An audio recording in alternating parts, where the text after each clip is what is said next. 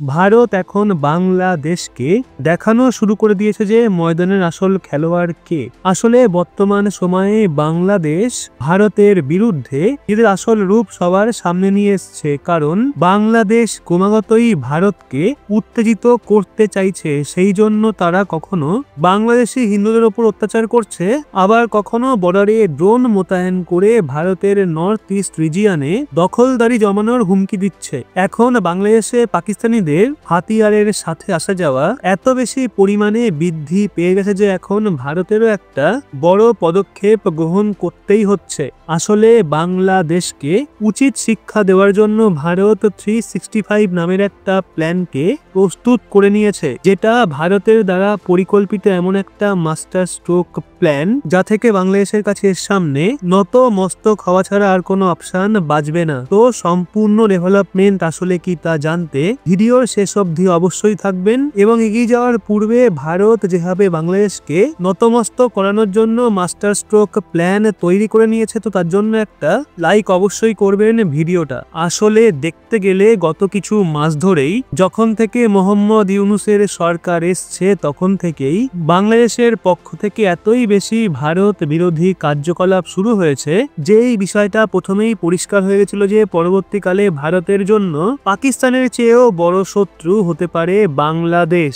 এবং সেটা হতে তারা 2-4 মাসও সময় লাগায়নি, বরং 2024 সালের শেষেতেই বাংলাদেশ ভারতের বর্ডারে ড্রোন মোতায়েন করে এবং ভারতের রাজ্যকে দখল করার হুমকি দিয়ে এই বিষয়টা পরিষ্কার করে দিয়েছে যে তাদের পরিকল্পনা ভারতের জন্য কেমন রয়েছে। যদিও আমরা তো বাংলাদেশের পরিকল্পনা জেনে গেছি, কিন্তু তাদের দ্বারা ভারতের জন্য কি কি বলা হচ্ছে সেগুলো জানার জন্য সবার প্রথমে আপনি এই খবরটা দেখুন, যেটা কিছু সময় আগেই বের হয়ে এসছে, যেখানে বাংলাদেশের কথা হলো আমরা ভারতের সাথে বিগড়ে যাওয়া সম্পর্ককে ঠিক করতে চাই। এই কথা বাংলাদেশের পক্ষ থেকে বলাই সবচেয়ে বড় সমস্যা, কারণ বাংলাদেশ বলছে এক আর পেছনে করছে আর এক। কেননা বাংলাদেশের পক্ষ থেকে বর্তমান সময়ে না কেবল ইন্ডিয়ান বর্ডারে ড্রোন এবং হাতিয়ার মজুত করা হয়েছে, বরং বাংলাদেশ ভারতের সাথে কিছু ডিলকেও বাতিল করার অর্ডার দিয়ে দিয়েছে, যেটা ভারতের জন্য কোনো বড়সড় ঝটকার থেকে কম নয়। আপনি এই ম্যাপে দেখুন,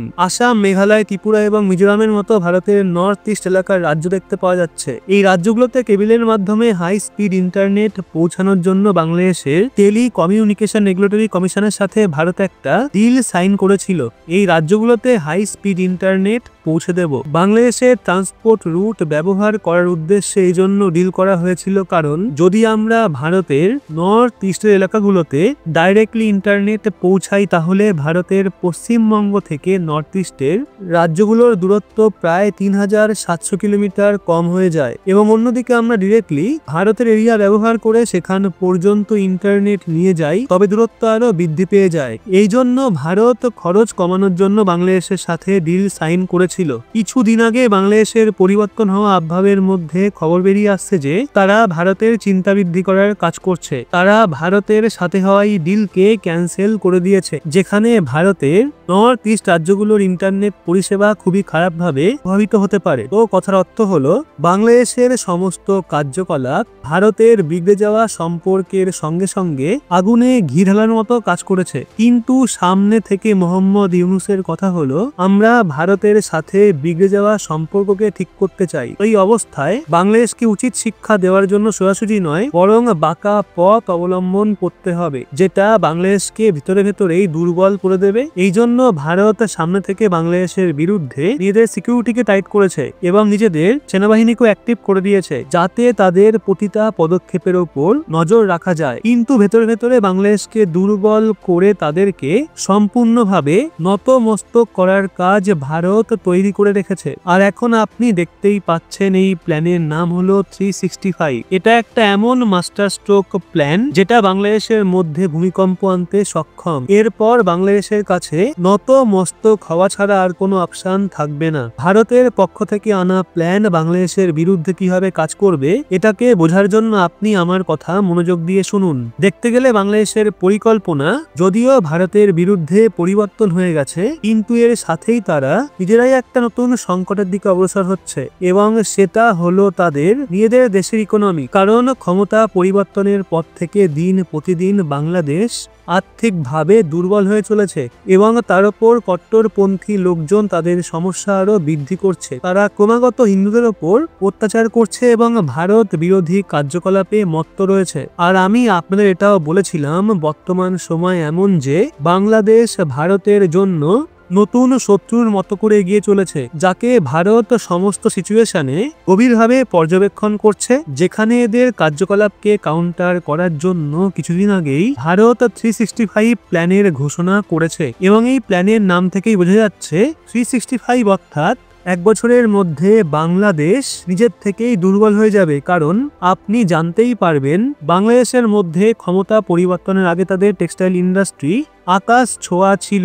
বিভিন্ন বিদেশি কোম্পানি টেক্সটাইলের অর্ডার বাংলাদেশের মধ্যে তৈরি হচ্ছিল। এমনকি চীনের পর বাংলাদেশ বিশ্বে সবচেয়ে বড় বস্ত্র এক্সপোর্টার দেশ ছিল। কিন্তু ক্ষমতা পরিবর্তনের পর মোহাম্মদ ইউনূসের সরকার আসে ও তার ফলস্বরূপ সম্পূর্ণ টেক্সটাইল ইন্ডাস্ট্রি বরবাদ হয়ে যায় এবং তাদের দেশের রোজগারও এই টেক্সটাইল ইন্ডাস্ট্রির ওপর নির্ভরশীল ছিল এবং তাদের দেশের সম্পূর্ণ ইকোনমিও এই টেক্সটাইল ইন্ডাস্ট্রির ওপরেই দাঁড়িয়েছিল।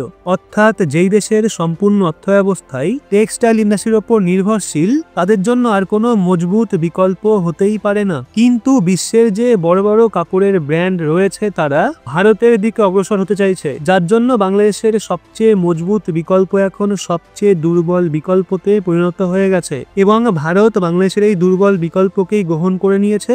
এই জন্য প্ল্যান 365 এর সাহায্যে এই বিকল্পকেই এক বছরের মধ্যে ধীরে ধীরে আরো দুর্বল করতে করতে সম্পূর্ণভাবে ভেঙে দেওয়া হবে এবং তাদের এই বিকল্পকে ভাঙার জন্য ভারতের প্রধানমন্ত্রী মোদী সহায়তা নেবেন ডোনাল্ড ট্রাম্পের, যিনি 2025 সালে আমেরিকায় ক্ষমতায় আসবে। যেখানে ভারতের প্রধানমন্ত্রী মোদী ট্রাম্পের সাথে বিদেশ যাত্রায় বের হবেন এবং বাংলাদেশের এক্সপোর্টকে টার্গেট করবেন। যেখানে প্ল্যান অনুযায়ী মিডল ইস্ট এবং এশিয়ায় দেশগুলোতে বাংলাদেশের টেক্সটাইল এক্সপোর্টকে দুর্বল করার জন্য কোনো মজবুত পদক্ষেপ গ্রহণ করা হবে। এমনকি ইউরোপ এবং আমেরিকার মতো বড় বড় মার্কেট, যেখানে বাংলাদেশের মার্কেট কিছুটা বেশি রয়েছে, সেখান থেকে বাংলাদেশকে সরানোর কাজ করা হবে এবং এখানে ডোনাল্ড ট্রাম্প নিজেই ভারতের সঙ্গে থাকবেন। যখন বাংলাদেশের এক্সপোর্টের ওপর আঘাত লাগবে তখন তাদের বিদেশি মুদ্রা ভান্ডার দ্রুতগতিতে খালি হয়ে যাবে, যা থেকে তাদের দেশে গভীর আর্থিক সংকট আসবে এবং তখন তাদের ইম্পোর্ট বিলকেও পরিশোধ করতে পারবে না। এই অবস্থায়